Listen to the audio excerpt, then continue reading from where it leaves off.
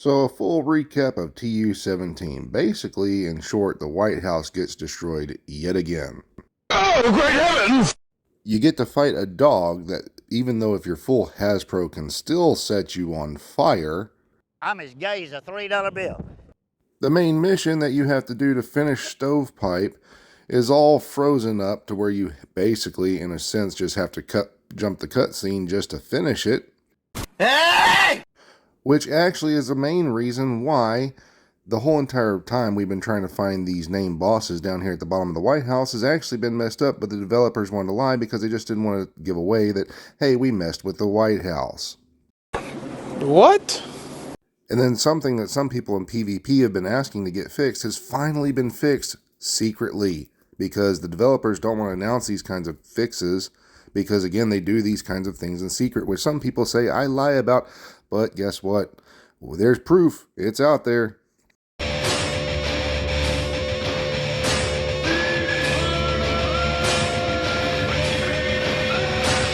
So first thing we did yesterday was we went live with TU 17.3, this video right here. It was a live video. We went and did everything that we possibly could to finish the manhunt and basically try to get through the manhunt as fast as possible.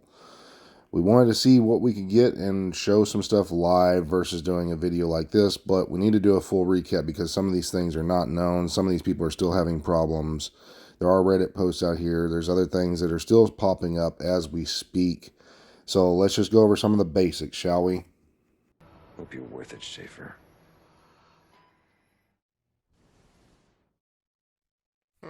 Okay. You gotta be kidding me. I got the same thing. Objective failed.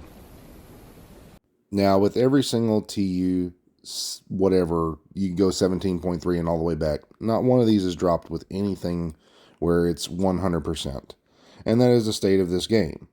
So is this game worth playing? That's going to be on the player and everything. If you want to play this game, by all means, play it. It's still a fun game. We should not be expecting anything more or less from these developers as they continuously drop these new types of stuff to us, and it's always going to end up being broken or something's missing, or it's just a state of the game at this point right now. So to expect anything less of these developers is honestly just you're overshooting, or, you know, whatever you want to call it. Anyways, with that being said, to fix that simple part, all you have to do, for those ladies and gentlemen who want to know how to fix this and you still do not know, or you haven't actually logged in or watched any YouTube videos, or you happen to just watch mine, make sure as soon as you get to a certain cutscene, as soon as Kelso goes to start knocking on the door on the side where they're holding Schaefer at, just skip cutscene and it'll patch all that. You'll be able to get by it. Do not restart your manhunt, nothing like that, because that can also mess it up as well. Wow. It's just a way to make your chess piece look that specific way. Stovepipe purple chess piece. And you can see right there, yes, it is a cosmetic. It's not something like you're going to find in your apparel. It's on the chess pieces, so basically you can put it on whatever chess piece you want. It's a purple. It is not a yellow, which, honest to me, it should have been a yellow if it was going to be anything, but nonetheless. Anyways, that's all it was. It's just a cosmetic, ladies and gentlemen. Kind of sad about that. I wish we would have had a third exotic, but again, that's the developers. They're more interested in giving us other things later on, which we'll discuss those once that shit comes live. And again, we're going to be expecting more shit shows and things of that nature with the way this game goes. Oh, please tell me this isn't it. This better not be the final part of it. Agent, warhounds up ahead. You'll need to clear them before Torres can approach for extraction. What the fuck? Now, that was my original reaction to that, because that was awesome. I don't care what anybody else says. To have a warhound that spits fire at us was cool. I wish there was a boss like this right here. Now, I don't like the fact that this little sucker launches grenades, has fire, and can run really, really fast. But, hey, it is what it is.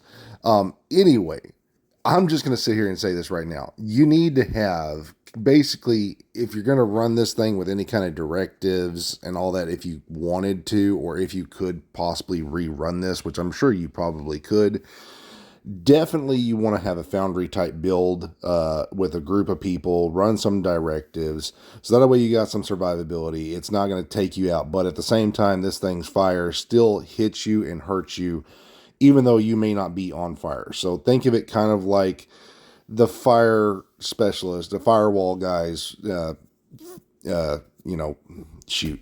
Anyways, you know what I'm saying. Anyway, that thing is just strong. It was strong. It was tearing through my armor. But it was awesome to see something like this come in, something new, something fresh. Some people complained about it. Some people didn't like it. But anyways, everything that's new and fresh, sometimes it ends up turning that way with people. So again, I just say be careful with it. Watch what you got to do. If you haven't finished it, or you're going to be doing it here pretty soon, just be careful when you get to that final spot. Plus, there's a lot of drones, so I wouldn't go with this solo. I would definitely at least try maybe a two-person, someone with the Eclipse build, shutting down the drones constantly, and then the next person just doing as much damage or survivability as possible. But anyway, it was pretty fun. Question is, are there name bosses down here now? Is there a name boss down here? They fixed that? Yep, they fixed it. Name bosses are back. But this right here, this is what I was talking about. As y'all saw right there, the name bosses finally came back. They went away, and all of the name bosses in that specific spot went away. And they only mainly went away because they were messing with that area. So the developers came out, told us that they don't know why they're missing. They're going to be looking into it. You knew, developers, why it was gone. You went and messed with this area to give us what we have right now. That should have been a clear sign that this development team literally lacks the brain power at times to even think, well, hey, we messed with this specific spot. Maybe this is what's messing with it.